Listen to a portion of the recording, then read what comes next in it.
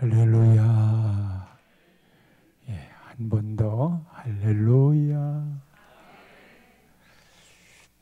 튀르키예라고 이름이 바뀐 터키에 지금 지진이 일어나서 전 세계가 안타까움을 넘어서서 경악하고 있습니다. 벌써 사망자만 2만 5천 명을 넘었다니 지진 역사에 기록될 만한 사건입니다. 많은 분들이 전화를 주었어요. 튀르키예에 있는 곽 선교사님 어떠시냐고 걱정해 주셔서 감사하고요. 거리가 좀 떨어져 있어서 괜찮습니다만 그곳에서 사역을 하고 있던 분들이 또 피신하여 그쪽으로 왔기 때문에 사역자들을 돌보고 있는 듯합니다. 새벽 4시에 모두 잠들어 있을 때 땅속에서 일어나고 있는 그 일을 누가 알 수 있겠습니까? 지금 우리가 해야 할 일은 그들을 돕는 일과 또 하나님의 긍휼을 위해 기도하는 일이라고 생각합니다.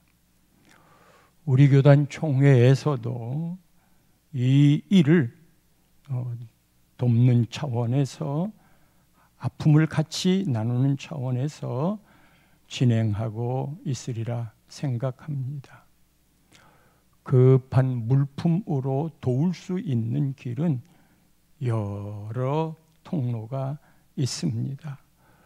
도울 수 있는 대로 또 도와주시고 또 교회를 통해서 총회를 통해서도 함께 할 수 있으면 좋겠습니다. 6.25 때 우리나라를 도와준 형제의 나라라고 그러지요.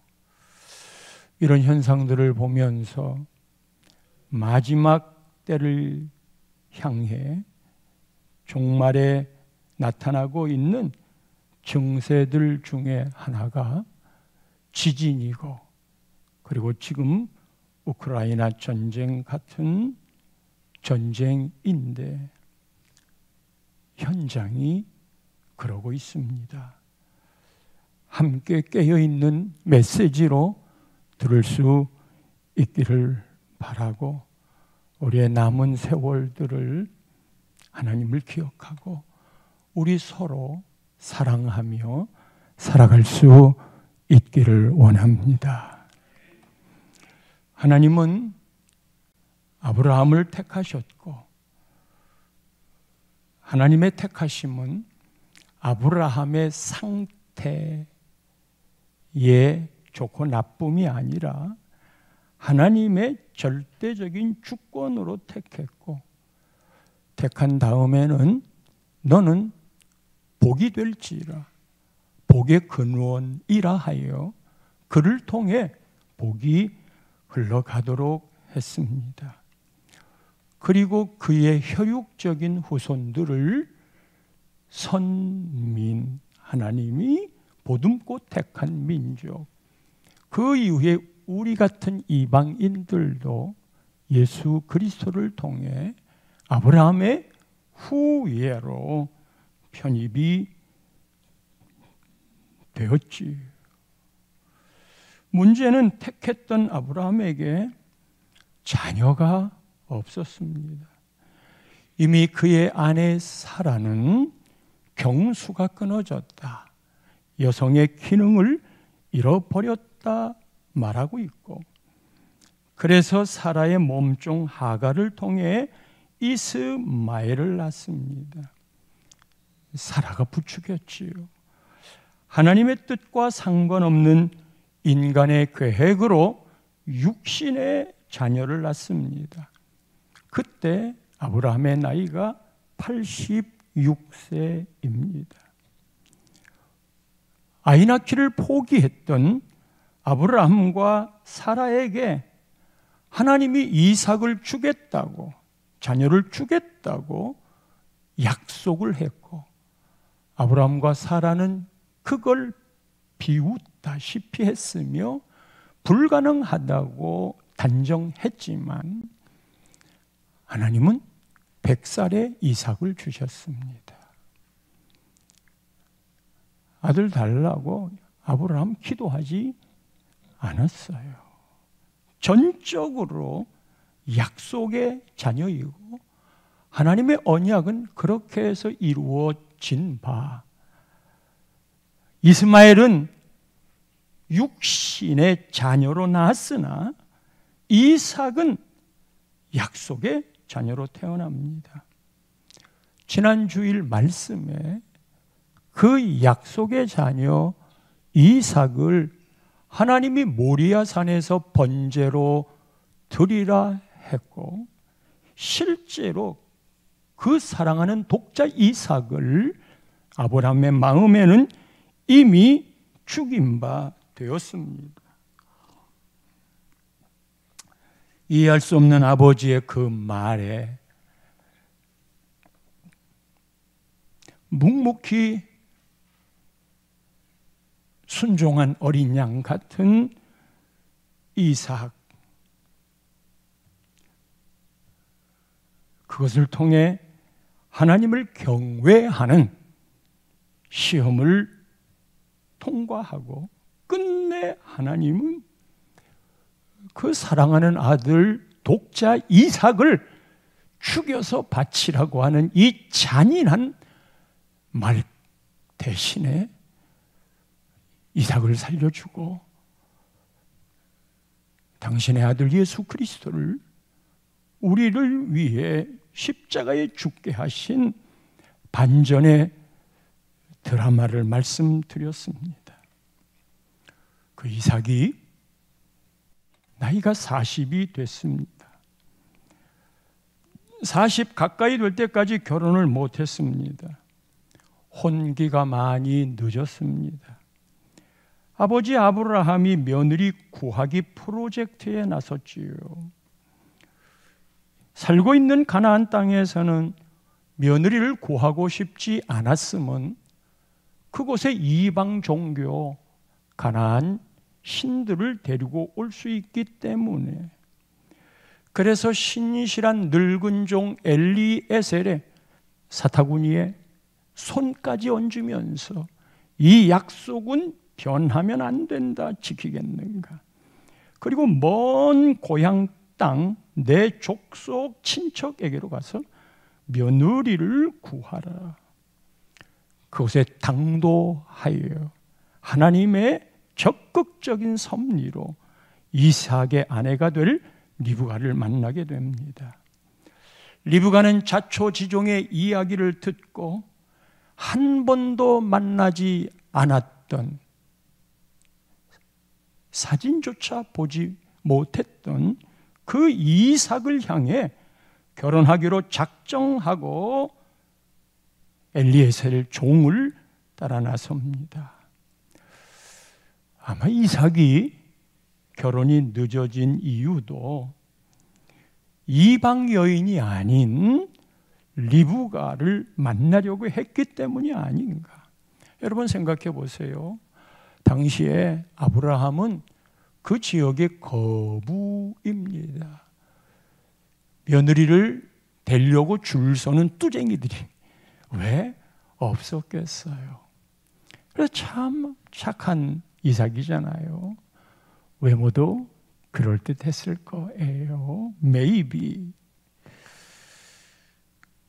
그렇게 혼처가 줄을 섰을 수도 있었는데 기다렸어요. 40 가까울 때까지. 두 사람이 드디어 만나는데 한 폭의 수채화 그림 같습니다. 이삭이 들에서 나가 묵상하다가 너울로 얼굴을 가리고 걸어오는 리브가를 만납니다. 그리고는 그의 어머니 사라의 장막으로 맞이한 후 얼마 전에 돌아가신 어머니의 빈자리를 채우며 위로를 받습니다. 아름다운 이삭과 리브가의 이 결혼의 만남은 사랑이 아닌 믿음의 근거를 둔 만남이었습니다.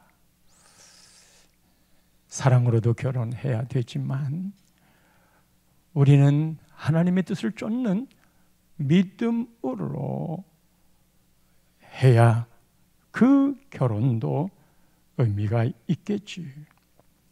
오늘 본문은 결혼 그 이후 여기부터 시작됩니다. 결혼은 40살에 했지만 아기가 태어나지 않았습니다. 1년일까요? 2년일까요? 무릇 태어나지 않은 기간이 20년이 흘러갑니다.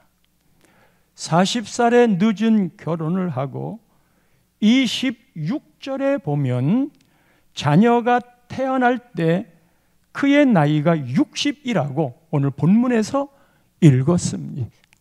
40살에 결혼을 하고 60살에 아이를 낳게 되는 거예요. 여러분 말씀드렸지만 육신의 자녀 이스마엘이 있어요. 그리고 언약의 자녀 이삭이 있어요. 근데 오늘 본문이 시작되기 바로 앞부분에는 이 이스마엘은 12명의 아들을 낳습니다. 육신의 자녀는 그가 14년 먼저 태어났으니까 이삭보다 더 먼저 장가를 갔겠지만 그에게 자녀가 12족장을 이룰 만큼 12명의 아들 이름들이 쫙 기록되어 있어요. 오늘 보면 바로 앞부분이에요. 그런데 20년 동안 이삭에게 자식이 없습니다. 아버지 아브라함은 약속의 자녀가 100살에 태어났으니 그리고 20년 결혼하고 아이가 없으니 이 집안은 손이 귀한 집안인 것 같습니다. 그런데도 하나님은 하늘의 별처럼 바다의 모래알처럼 내 후손이 많겠다고 하는 이 말은 뭐냔 말이에요. 사랑하는 성도 여러분, 하나님의 약속이란 인간이 이룰 수 없는 그곳에 언약을 던집니다. 그래야 하나님이 하시는 일인 줄 알지요. 하나님의 약속은 20년이나 기다리는 그곳에 하늘의 별처럼 바다의 모래알처럼 육신의 자녀 이스마엘은 그 약속이 별반 의미가 없어요. 하나님의 언약이 이루어지는 통로를 아십니까? 왜 안 주는 겁니까? 왜 이렇게 더딘 겁니까?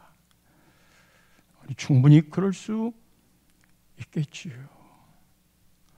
자식을 기다리는 마음이 이삭과 리브가도 그랬겠지만 특별히 할아버지가 손주를 기다리는 그 마음은 더했을지 모릅니다. 며느리 프로젝트를 만드는 아버지였으니 손주 프로젝트를 생각 안 했겠나요? 그러나 그것을 며느리에게 이야기할 수 있나요? 말은 못하겠지. 답답했을 거예요. 아버지 아브라함은 사라를 통해 이삭이 있을 것이라 했지만 자기들이 생각할 때는 100살이고 90살인데 어떻게 자식을 낳느냐고 육체적인 한계에서 접었어요. 접었던 그곳에 하나님이 자식을 주었어요. 하나님이 하시는 일입니다. 시집장가 가면 덜컥 아이 낳을 것 같지요. 하나님이 태의 문을 열지 않으면 아니 되옵니다.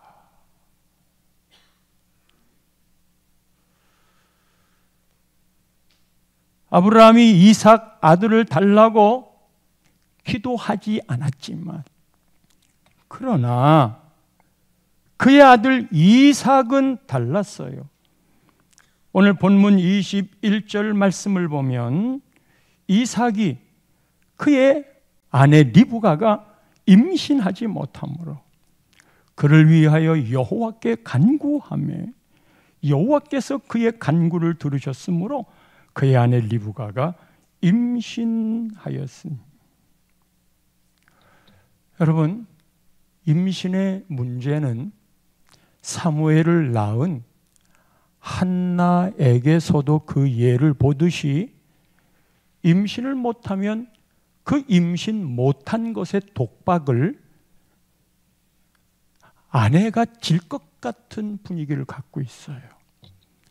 당신 그 일을 위해서 기도 안 하는 거야? 그리고 아내는 죄인처럼 임신하지 못한 것에 대해 독박을 쓰지요. 여전히 불임은 여인의 몫으로 남는 분위기입니다. 지금은 과학적으로 남편한테 문제가 있나 아내한테 문제가 있나 하는 것을 가려내요. 또 시험관 아기까지도 하고 있습니다만, 예전에는 그렇지 않았기 때문에 남편이 불임의 조건을 가졌어도 아내가 임신을 못하면 심지어 칠거지 악으로 몰아서 불임의 죄를 뒤집어 씌웠지. 이삭은 임신하지 못하는 아내 사례를 위해 가장인 자기 자신이 이 문제를 놓고 기도하기 시작했어요.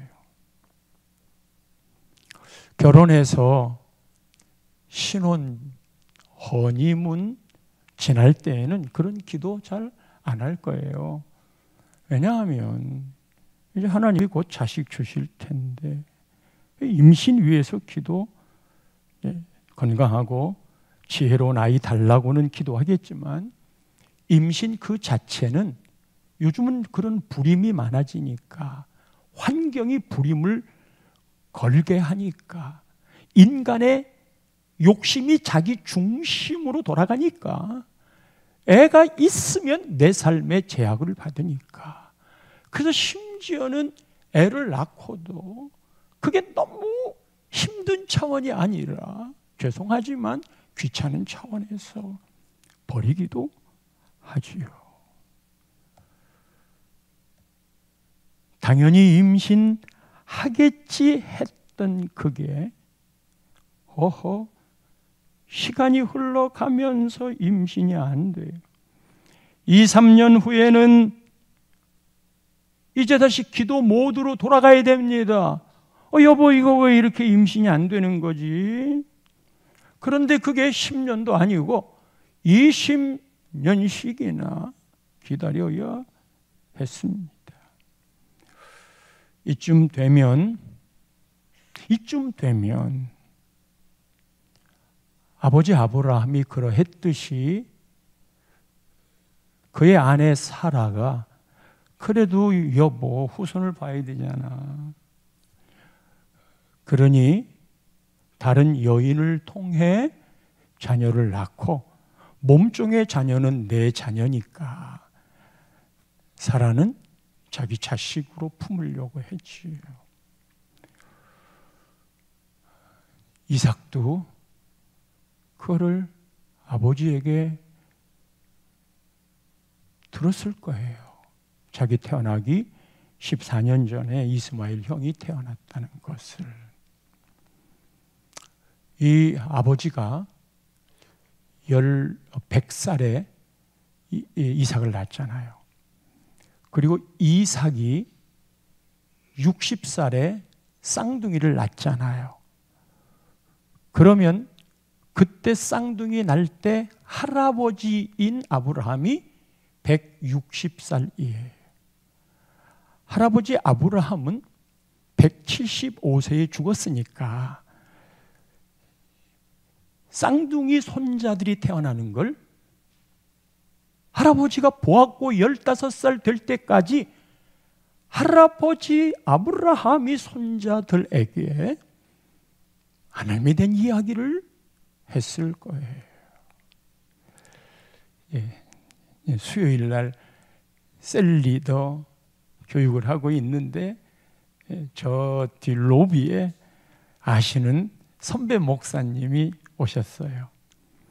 저한테 뭐 할 얘기가 있어서 그런 이야기를 하기 전에 양 입가가 귀에 걸렸어요. 그냥 뭐 싱글벙글. 저하고 할 이야기는 고민스러운 문제인데 그 말을 말하기 전에 이제 하소연하러 왔대요. 말하기 전에 무슨 좋은 일이 있으세요? 그 목사님 연세가 75살인데 자기 아들이 35살에 결혼을 하고 며느리가 30살에 결혼을 했는데 이게 1년 지나 3년 지나 5년 지나 10년 지나도 자식을 못 보는 거예요. 그 형님이 그냥 돌아가시면서 한이 맺혀서 네 아들, 동생 아들은 꼭 자녀를 보면 좋겠다고. 그래 우리 후손이 이어간다고. 그런데요, 벌써 나이가 12년이 지나서 47살, 그리고 42살이 된 거예요. 이 42살의 며느리가 47살 아들에게서 쌍둥이가 태어났어요. 그리고 그것도 아들 하나, 딸 하나가 태어났어요. 아직 병원에 퇴원도 안 했는데 설날에 태어났대. 좋아가지고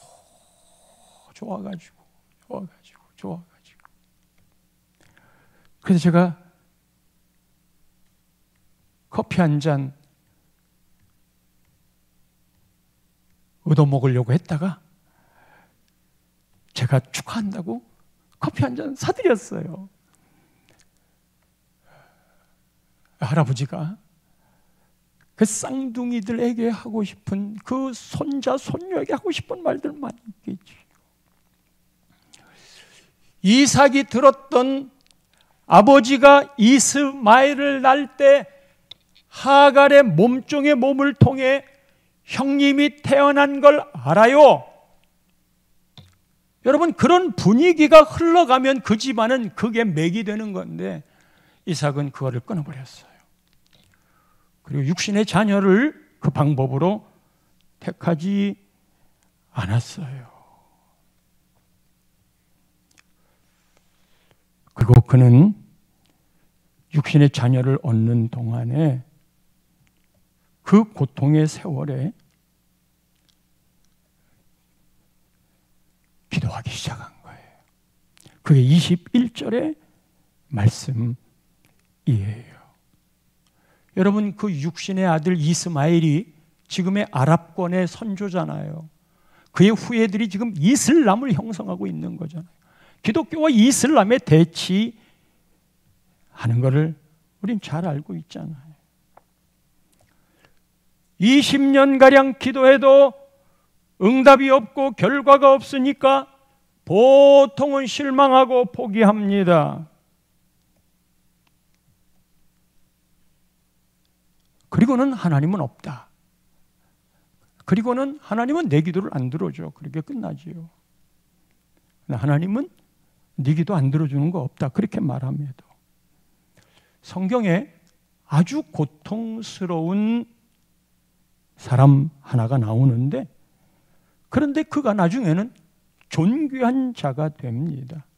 고통의 과정을 지나고 존귀한 자가 되는데, 구약성경 역대상 4장 9절에 보면 그의 이름이 우리가 잘 아는 누구?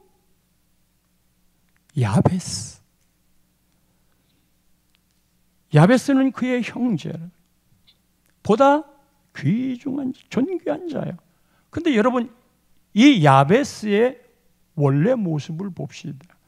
그의 어머니가 이름하여 이르되 야베스라 했는데 이는 내가 수고로이 낳았다. 엄마가 수고로이, 아마 아기를 낳을 때 난산 같은 거였을 수도 있고, 이 애가 죽을까 살까, 특별히 의료 기술이 발달하지 않았던 그때는 이 애기 낳다가 자기가 신고 들어온 신발을 다시 신을 수 있을까 하고 돌아본대요. 그렇잖아요.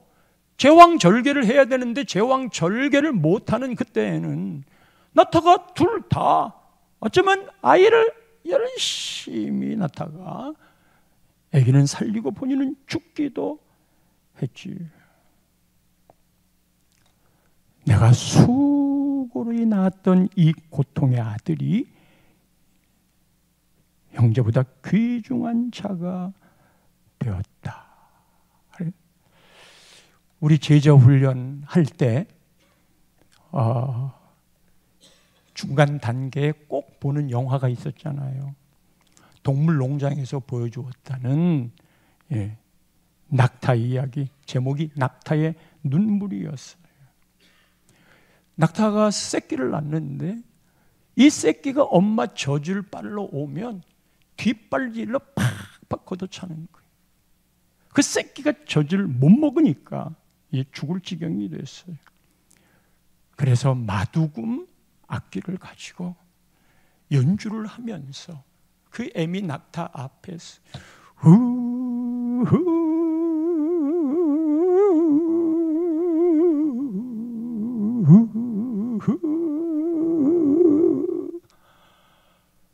낙타가 눈물을 뚱봉 흘려 성령의 위로 같은 그의 마음을 다스려줘. 그리고는 자기 새끼를 받아들이는데 왜 그 새끼를 못 받아들였냐 하면 이 새끼를 낳을 때 그냥 누워가지고 발들을 하늘을 향해서 팔 떨면서 죽을 힘을 다해서 난산으로 이 새끼를 낳은 거예요. 보기도 싫어. 그런데 마두금 소리와 위로의 소리를 듣고 자식을 받아들이는 거예요. 이 야베스가 어떻게 존귀한 자가 되었을까? 역대상 4장 10절로 넘어가면 야베스가 하나님께 아뢰입니다. 주께서 내게 복을 주시려거든 나의 지역을 넓히시고 주의 손으로 나를 도우사 나로 환난을 벗어나 내게 근심이 없게 하옵소서. 이게 기도 제목이. 이것을 기도했어요. 하였더니 하나님이 그가 구하는 것을 허락하셨더라. 야베스의 고통이 존귀한 자로 바뀐 건 기도의 응답이요.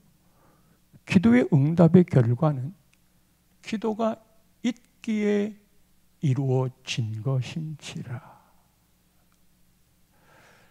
자, 이 대목에서 사랑하는 성도 여러분, 가정에 여러 가지 문제들이 우리 앞에 놓여 있어요. 부부가 이 문제를 해결해 나갈 때 서로 해결 방법이 다르기 때문에 부부가 서로 싸워요. 의견들이 일치가 안 돼서 그래요. 그 문제가 특별히 자녀를 키우는 데에 부딪힘이 있어요. 그리고 가장이 어떻게 애를 저렇게 교육시킨 거야? 나는 회사에 가서 바쁘고 돈 버니라고 장사하느라고 바빠. 집에서 아이들을 어떻게 보는 거야? 그렇게 아주 쉽게 내뱉지요.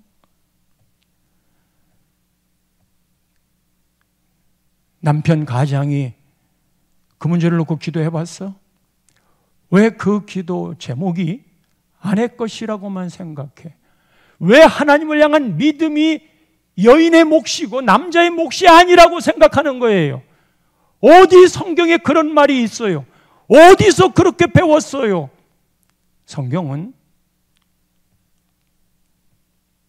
복의 근원을 부러워만 할 게 아니라 복의 근원이 갖고 있는 책임감이 있어요.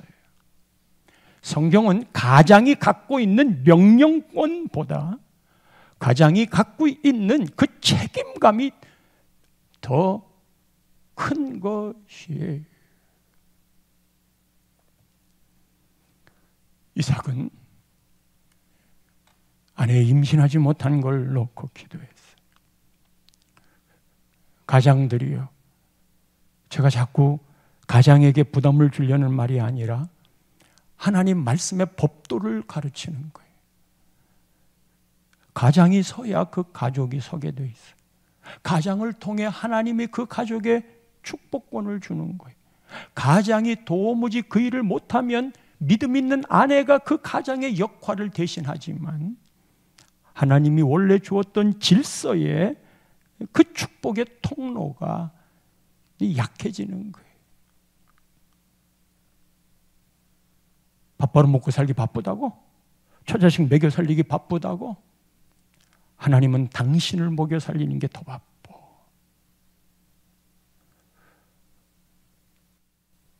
그냥 우리가 해야 할 일, 가장이, 교회는 남자들이 살아야 돼요. 믿음으로 세워져야 돼요.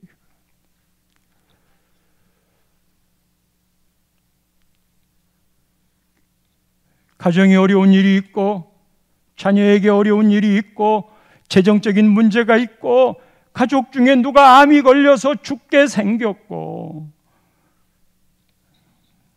자식들이 천방지축 말 안 들어 처먹고 지 멋대로 살고 있을 때, 그때 기도할 수 있는데 왜 걱정하십니까? 기도할 수 있는데 누가 했느냐? 가장인 이삭. 그리고 가문의 발전은 아버지 아브라함은 그 일을 놓고 기도 안 했어. 그런데 아들은 그 일을 놓고 지금 기도하고 있어. 아버지 아브라함은 자식 못 나올 때 기도 안 했지만, 그리고 육신의 방법을 취했지만 아들 이삭은 간절히 기도했어요. 이것이 가문의 발전이 되는 거예요. 아버지 때에서는 열심히 하나님께 헌신하고 기도의 삶을 살았는데 자식 때에 세상의 조류에 함께 휩싸여서 교회도 안 나오는 중직의 자녀들, 그건 가문이 역행하는 거예요. 우리 부모님이 섬겼던 그 자리를 내가 섬겨요. 이번에 구리에 있는 친구 목사, 아주 교회를 너무 잘 섬기는 나이 많으신 권사님이 돌아가셨대.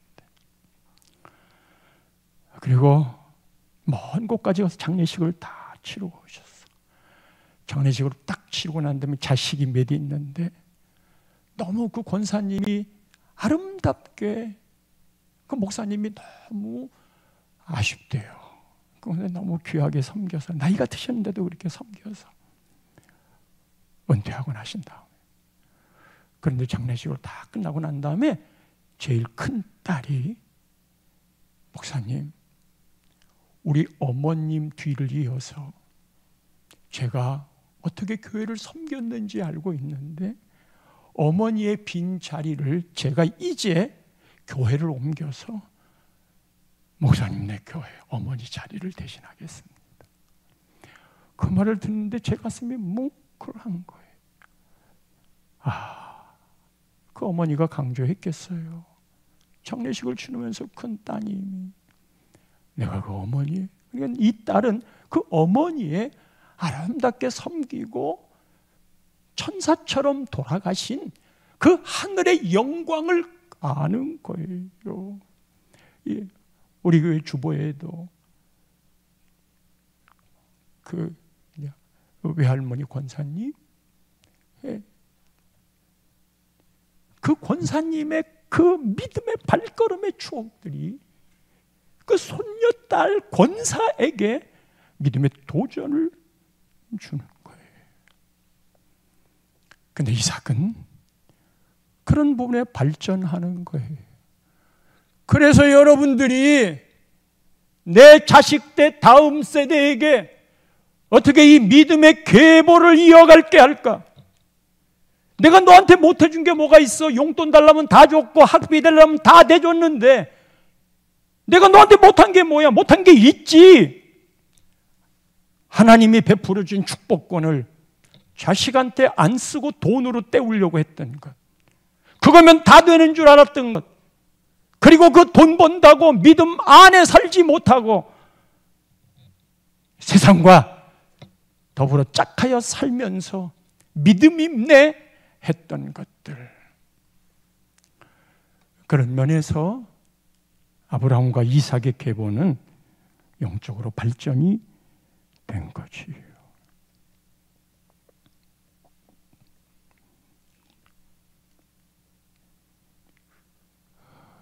자식 못 낳는다고 산부인과도 찾아가 봐야 되고 또 인터넷도 뒤져봐야 되고 의사도 다 찾아봐야 되겠지요.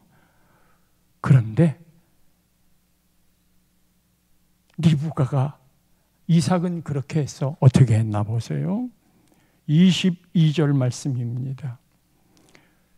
뱃속에 쌍둥이가 있는데 이놈들이 태 속에서 서로 싸워. 그가 이르되 이럴 경우에 내가 어찌할꼬? 우리 가정을 섬기며 이런 말 많이 할 때가 있잖아요. 이럴 경우에 내가 어떻게 하지? 남편 바람 피우는데 이거 이럴 때 어떻게 하지? 직장을 잃었다는데 내가 이거 어떻게 하지?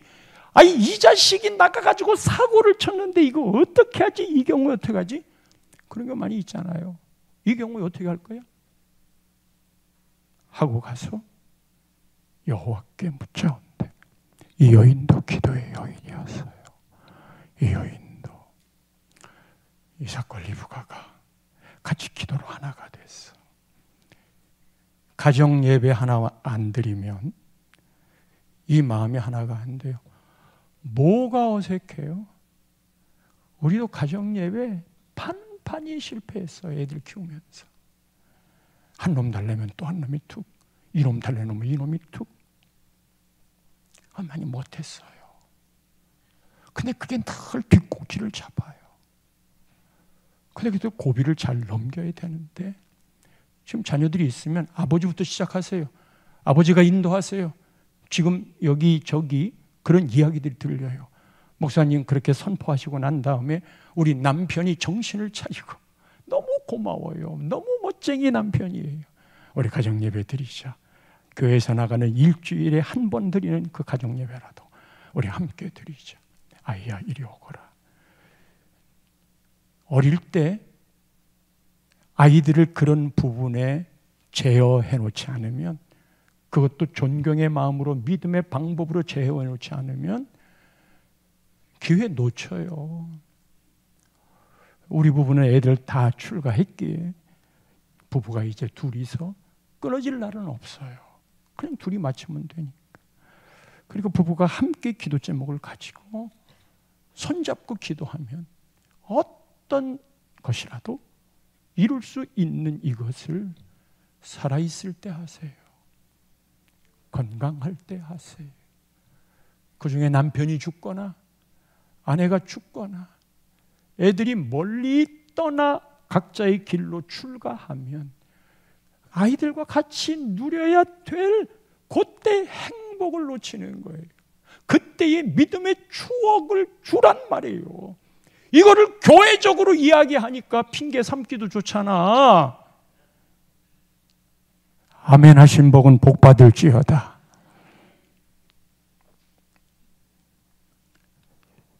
리브가도 기도했어요. 하나님이 대답합니다. 두 민족이 있다. 23절. 두 국민이 너의 태중에 있다. 그리고 두 민족이 내 복중에서 나뉘인다. 두 민족이 있다는 거예요. 그런데 큰 자가 어린 자를 섬긴다. 큰 자가 어린 자를 섬긴다. 예, 야곱이고 큰 자가 에서잖아요. 그러니까 로마서를 보면 하나님이 이 야곱을 사랑하고 에서를 미워했다. 그렇게 표현을 해요. 그럼 우리는 아니 뱃속에 있는 아기가 뭘 안다고 한 행동도 없는데 하나는 사랑하고 하나는 미워하냐? 왜 이렇게 편애를 하냐? 이렇게 해석할 수 있어요. 그런데 여러분 중요한 건 둘 다 민족을 주겠대요. 둘 다 민족을 주는 거야. 둘 다 민족을 주는데 하나님의 복의 근원은 그 중에 어떤 루트를 통하고 하나님의 복의 근원을 주는 건 그건 하나님 마음이에요. 우리가 택함받은 거 내가 잘났기 때문에 택함받았어요? 그건 하나님의 마음이고 그것을 돌아보면 하나님의 은혜인 거고, 그러니까 야곱을 사랑하고 에서를 미워했다. 이 대목에서 에서는 열을 내겠지요. 왜 그렇게 택했어? 야곱이는 좋아하겠지요. 여러분 이 대목을 그렇게만 해석하면 안 돼요. 무슨 말이냐 하면 하나님이 복이 흘러가는 중심들이 있어요. 아브라함 복의 근원 되게 했다. 이삭을 복의 근원 했다. 이스마엘이 아니에요. 에서와 야곱 쌍둥이이지만 야곱을 통하여 그 복이 흘러가게 했던 거예요. 그러니까 이 에서도 민족을 이뤄. 에서는 에서의 삶이 있어. 하나님이 이것도 다 인정을 해. 너도 국민이고 내 민족도 이루고. 이미 야곱과 에서를 낳기 전에 12명의 자식을 낳았으니 훨씬 더 잘 됐지. 세상의 기준은 훨씬 더 잘 된 거지. 그런데 하나님은 복의 근원의 선택을 짚어요. 지금 이 복의 근원의 선택은 우리 가정에서 나 혼자 믿으면 내가 복의 근원 선택된 거예요. 이게 얼마나 큰 선택과 축복인 줄 아세요? 그리고 큰 자가 작은 자를 섬기라는 건 하나님이 이 작은 자가 복의 근원이 돼요. 이 복의 근원은 복이 흘러가는 거예요. 복의 샘물인 거예요. 이 복의 샘물이 흘러가서 네 형 에서에게 이 복을 네가 주는 것이다. 그게 복의 근원의 역할이에요. 이스라엘 백성들이 선민을 받았기 때문에 교만했잖아요. 그런데 온 민족을 구원하기 위해 자기가 낮아져서 이 복을 나누어 줘야 돼. 우리의 착각은 큰 자가 작은 자를 섬긴다고 그러면 하나님이 나를 사랑하니까 네 복을 나한테 줘라. 내 복은 내 복이다. 이렇게 생각하겠죠. 그러나 하나님은 이 에서에게 야곱을 통하여 네가 복을 누리리라. 택함받은 우리를 통하여 우리의 주변과 우리의 가족들과 이 나라와 이 사회와 이 민족이 복을 누리는 겁니다. 그럼 네가 복덩이야. 억울한 생각 안 들어요? 왜 나를 사랑해서 택해가지고 왜 이렇게 자꾸 퍼줘야 되는 겁니까? 에서 입장에서는 자기는 가만히 있어도 이쪽에서 주는 거니까 훨씬 편한 거예요.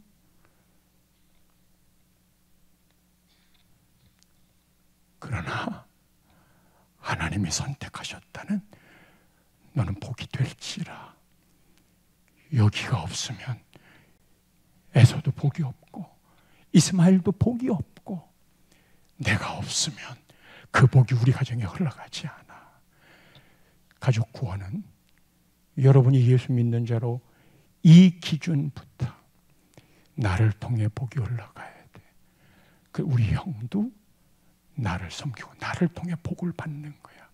우리 누나도 우리 언니도 우리의 부모도 예수 먼저 믿은 나를 통하여 복이 되는 거고, 다산동 이 지역도 우리 나눔의 교회를 통하여 복을 얻는 거야.